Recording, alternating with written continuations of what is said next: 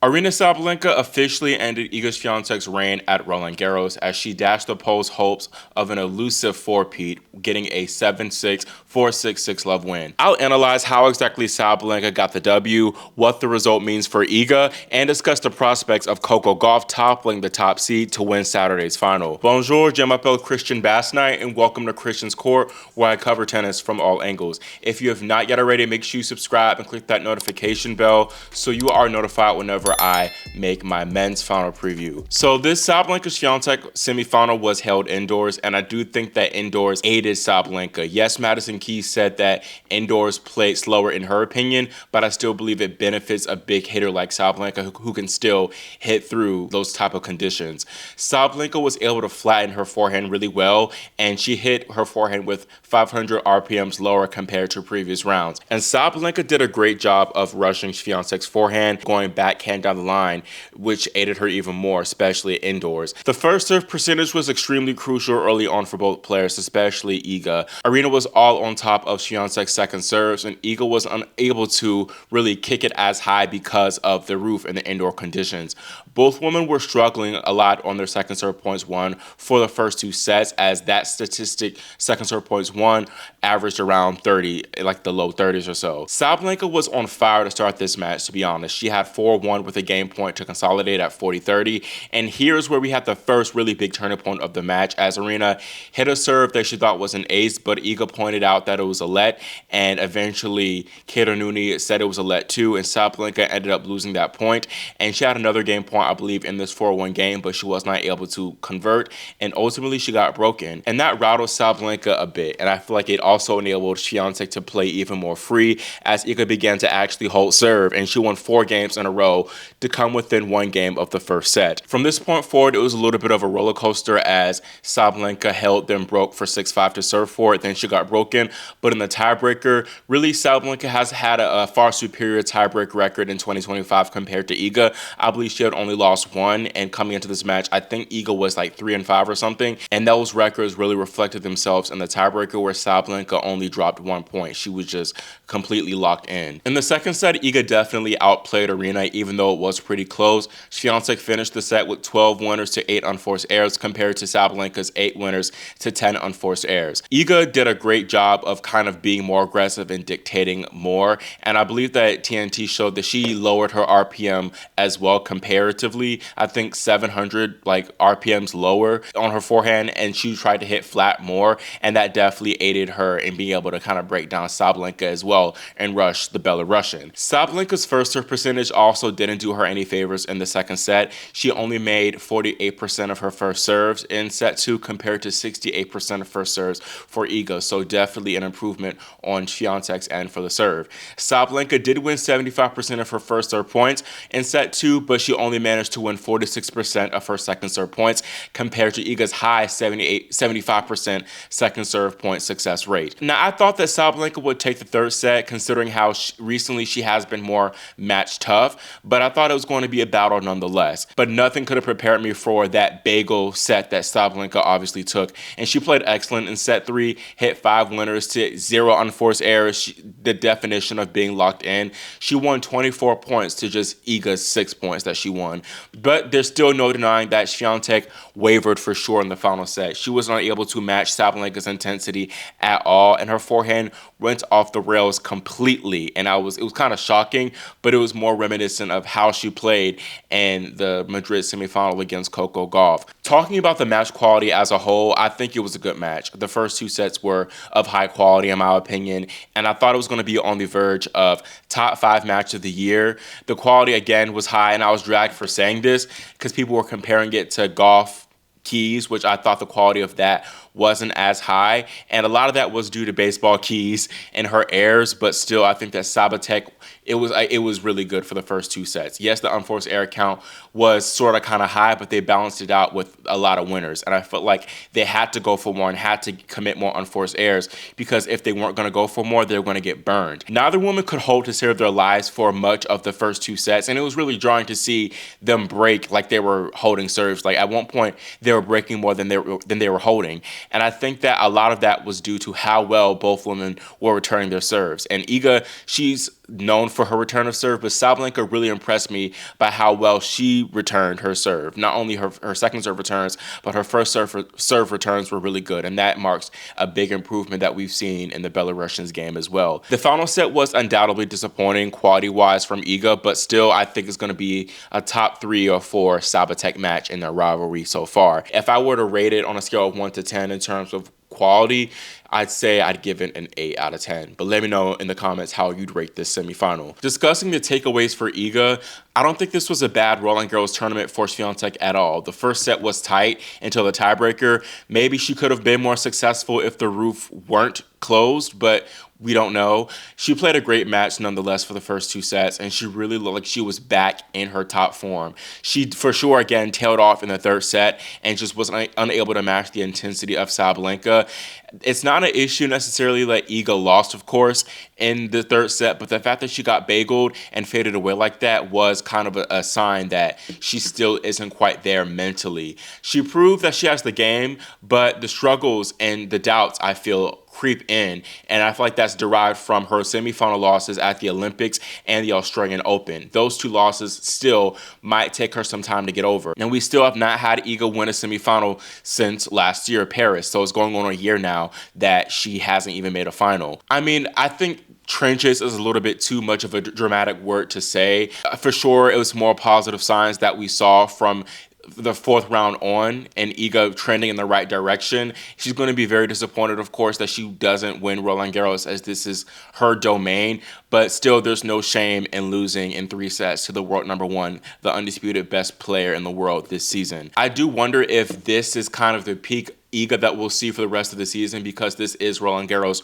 where she has played her best tennis, and whether that it'll kind of go down, and we've already again seen the best of her in 2025. Every athlete has a down period in their careers, and Iga's down period is still pretty darn good, making the semifinals of Australian Open, Roland Garros, Doha, Indian Wells, and Madrid.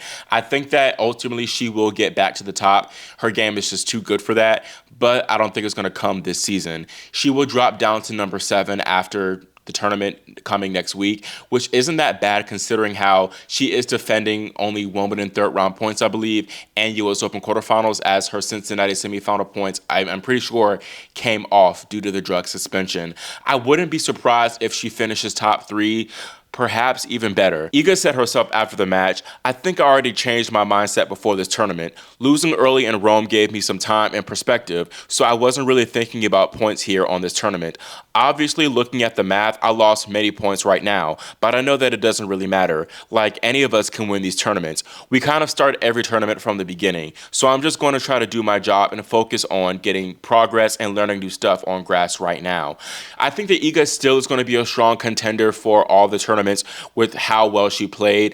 I don't know if I see her having much success on the grass, but you never know, anything is possible. Maybe Wim can help her there. Speaking of Wim, I wonder what his fate is going to be. If she does not pick up a slam by the end of the year, he might get the boot. I don't know. Maybe she'll wait after the US Open before making such decisions.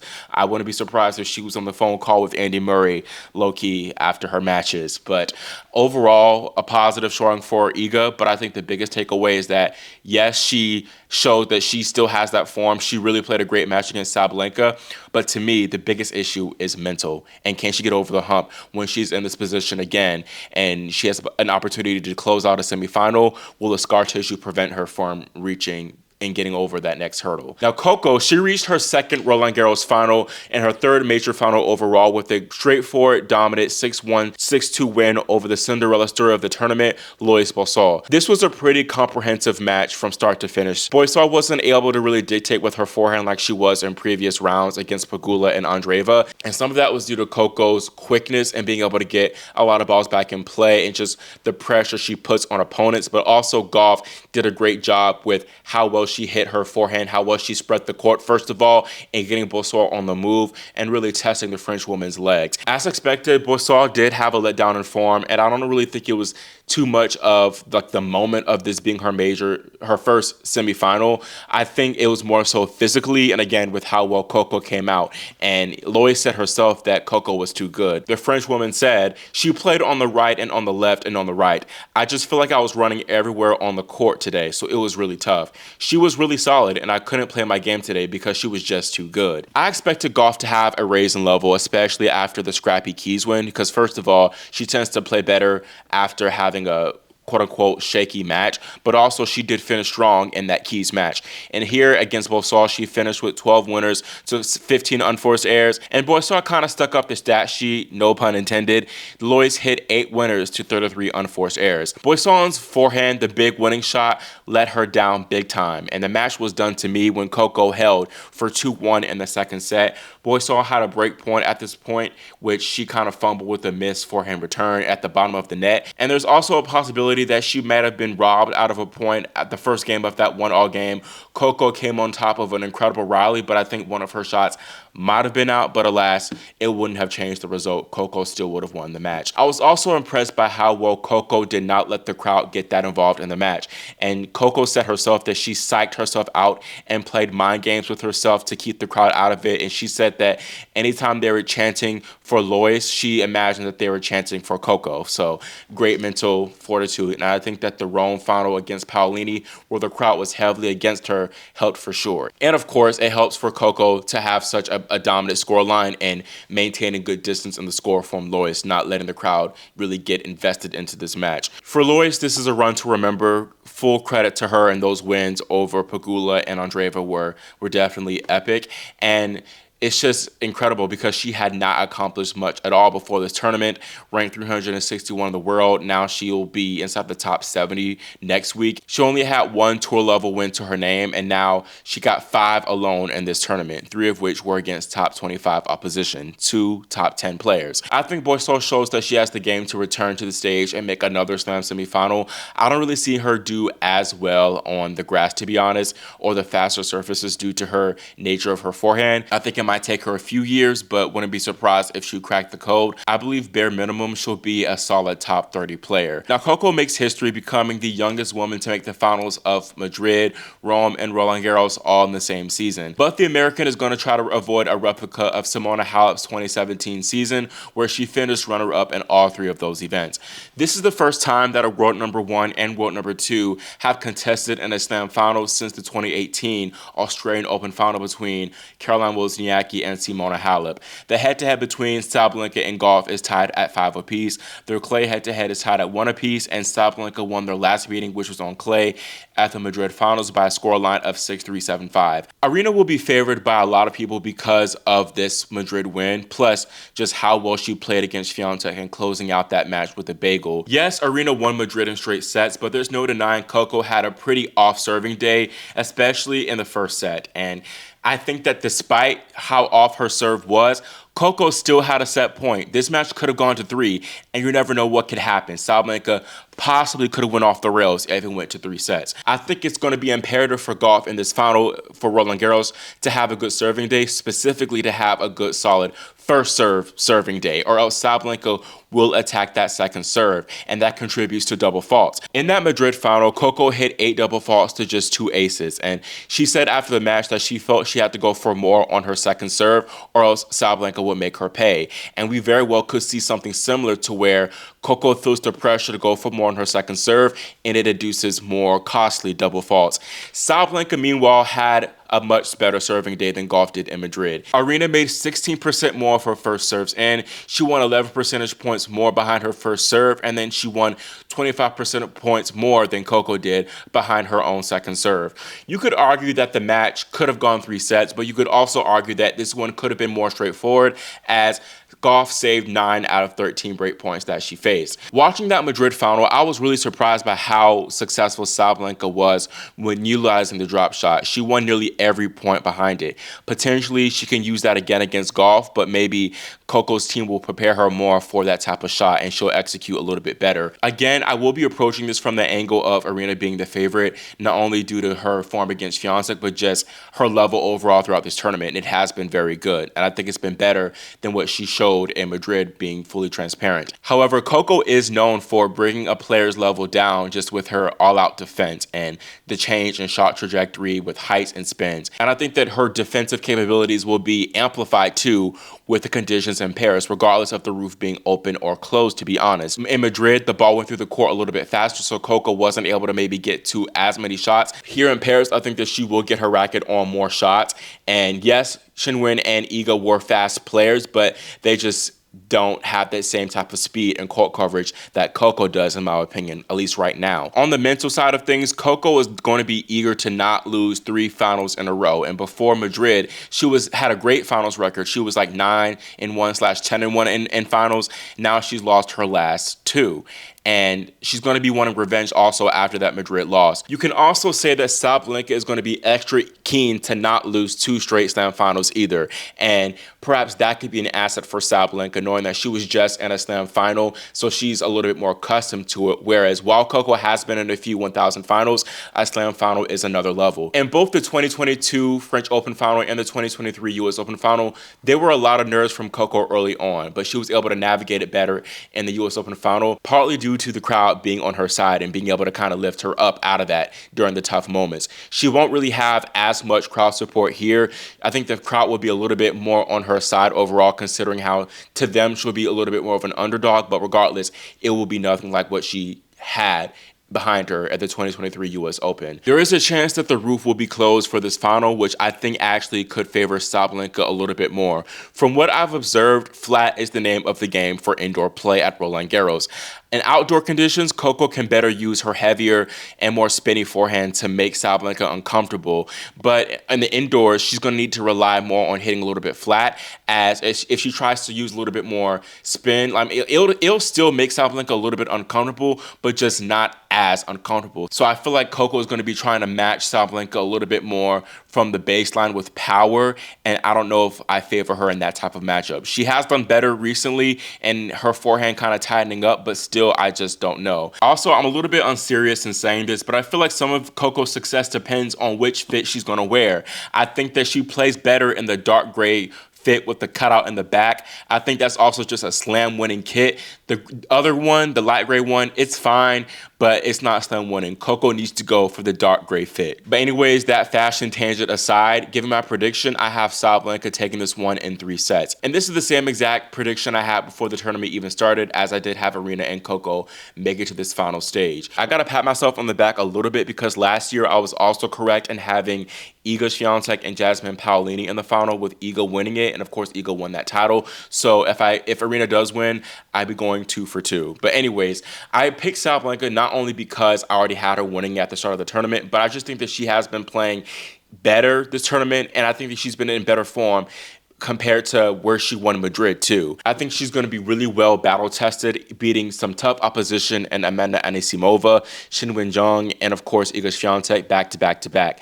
I don't think that she will have a letdown like Jabeur did at the 2023 Wimbledon Championships after slaying all those giants, because she's just on another level Sabalenka is mentally. Being transparent, I don't think Coco was tested enough in that semifinal at all. Yes, baseball keys hits with perhaps even more pace than Sabalenka, and maybe that'll help, but Boisson, it was almost like a practice match out there. No shade to Boisson. Lois knows that she didn't play her best tennis at all, but that's not the type of test you need again before a slam final. And giving full credit to Coco, she did what she needed to do. It was really out of her control. I think that she would have beaten Pegula or Andreeva either way if she faced those two in the semifinal. But again, I think that Coco should have been battle tested. I was extremely impressed by Sabalenka's mental toughness. Really, it's been like this all year, but specifically this tournament, just against Iga too, being able to put behind, going from 4-1 to 4-5 down in that opening set and winning that one, and then just totally dominating in the third set. She could have easily gone off the rails multiple times in that semifinal, but she showed exactly why she is the best of the best here. I saw some people saying that Sabalenka will win this in straight sets. I think Coco will at least get a set. I can see Coco winning this one, but I think that she'll at least walk away with the set because, for one, her defense just makes Sabalenka crumble at times. We saw at the US Open Finals in 2023 and the WTA Finals how her movement and defense really was able to extract airs from Sabalenka, and Sabalenka low-key self-destructed at times. And with this being on clay, the movement factor is only amplified in Coco's favor. I also think Coco will kind of come into this one knowing that she'll be a little bit of an underdog. Yes, it is 1 against 2. The gap isn't that wide, but still the vast public will come into this one expecting Sabalenka to win. So I think that that could aid Coco, and perhaps she can come out and play a little bit better. I think we can expect quite a few breaks in this match because it's clay, and that's what we've been witnessing throughout the tournament, and it's kind of what we saw in their Madrid match. And with these two being such great returners, it's kind of like inevitable. Ultimately, I think this match will come down to who will be the better server, and I think without a doubt that'll be Sabalenka, so that's ultimately why I have her winning this one. But regardless of who takes it, I think it's going to be a win-win for the sport. Just having the world's 2 top women competing like this is going to bring so many eyes, especially within the States, of Coco being an American. So women's tennis is really up right now, and I'm so happy too because both these women, Aryna and Coco, are like my 2 of my favorite players on tour, so I'm really, really excited for this one.